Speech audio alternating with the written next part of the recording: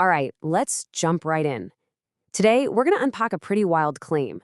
The idea that a systematic, rules-based trading strategy can just absolutely blow the doors off a standard buy and hold approach.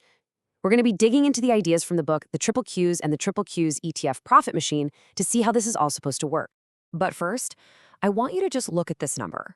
Negative 83%. Imagine watching your tech portfolio just evaporate. For a passive buy and hold investor in the NASDAQ during the dot-com bust, this wasn't some fantasy. It was a real, devastating loss. And that's the core risk these strategies are trying to kill. So what's the alternative? Well, check this out. Over a 25-year period, a really simple rule-based system didn't just more than double the returns of buy and hold. It also slashed the worst-case loss by nearly 2/3. So the big question is, how is that even possible? Well, that brings us right to the heart of the buy and hold dilemma. It's the central problem with a purely passive approach. You ride the market all the way up, sure, but you also ride it all the way down. You know, this requires a completely different way of thinking. The author's point isn't that there are no great companies. Of course there are. But from a trading point of view, any stack can turn into a bad holding at the wrong time. The real skill isn't just knowing what to buy, it's knowing when you should own it and when you shouldn't. So the solution being proposed here is a systematic approach, and the goal is incredibly simple. You replace fear and greed with a predefined set of rules. That means you know your entry and exit points before you even think about placing a trade. The whole focus shifts to managing your risk and making your capital work smarter, not just harder. And that leads us right to the source of these ideas, this profit machine concept from Leslie Masonson's book. It's basically a deep dive into how you can create these exact kinds of trading systems for yourself. And look, this isn't just some theory cooked up by an amateur. The author, Leslie Masonson, has decades of real-world institutional knowledge. We're talking over 50 years in the market, former VP at JPMorgan Chase, and he actively traded these exact ETFs for 15 years. This is experience turned into strategy. Okay, so let's dig into the first strategy, and honestly, it's the simplest one in the whole book. It all comes down to just one single line on a chart to make every single decision. I mean, it really does not get more straightforward than this. The 225-day moving average is basically your long-term trend filter. It's a simple on-off switch. If the price is above that line, the system says you should be in the market.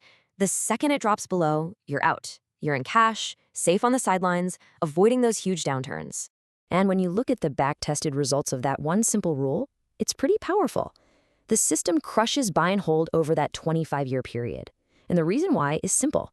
It missed the worst parts of the bear markets. Now, before we get any more aggressive, we have to talk about a really key risk, especially with leveraged ETFs like TQQQ. It's a concept called volatility drag. Think of it this way. In a choppy market that goes up 10% one day and then down 10% the next, a regular fund is kind of back where it started, right? But a 3x leveraged fund, because of how the daily math works, it'll actually be down. That constant decay in a sideways market is exactly why having a crystal clear, rule-based exit is absolutely non-negotiable. Okay, so that single moving average is powerful, but let's be real, it can give you some false signals. It can whip you in and out of trades. So what if you wanted a more robust system? You know, one that needs a stronger weight of evidence before you put your money on the line. And that is where we get to the next level, a more advanced idea from the book called the composite indicator score. You can think of it like a checklist for the overall health of the market. So instead of just relying on one signal, the system is like a pilot's checklist with 9 different gauges. It's looking at everything. It checks the overall trend, the market's momentum, and even the level of risk using the VIX, which people often call the fear index. It also looks at the market's internal strength, or its breadth. Basically, it's asking, hey, is this rally for real, or is it just a few big stocks pulling everything up? For every condition that's a yes, you add 1 point to your score. And the beauty of this is that the score isn't just some abstract number. It's a direct command. The system translates all that data into a specific, clear action. It takes all the guesswork and, more importantly, all the emotion out of the decision. And here's exactly how it breaks down. If you get a high score, say a 7 to a 9, that's the green light to get aggressive and use the leveraged TQQQ. If the score is kind of in the middle, a 4 to 6, the system says, okay, let's be more cautious, and you stick with the standard QQQ. And if you get a low score, 3 or less, that's a clear signal, risk is off the table. Move to cash and protect your capital. Okay, let's just zoom out for a second, because the real lesson here isn't just about these two specific strategies. It's about the incredible power of building your own disciplined plan. This one quote from the book just nails the entire philosophy. The goal isn't to be a market psychic. Nobody can do that.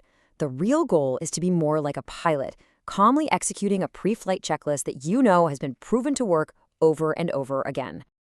So, what does a complete plan actually look like? Well, it's got to cover all the bases. You need razor-sharp rules for when you get in, and just as important, when you get out.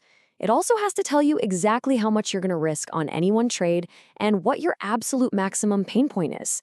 The drawdown where you just stop everything and reevaluate. So all this kind of boils down to one last thought. Whether you end up using a moving average or a composite score or something totally different, it's the principle that really matters. It forces you to ask a better question. Instead of trying to guess what the market will do next, what if we just defined exactly how we'll react no matter what it does? What rules would govern your plan?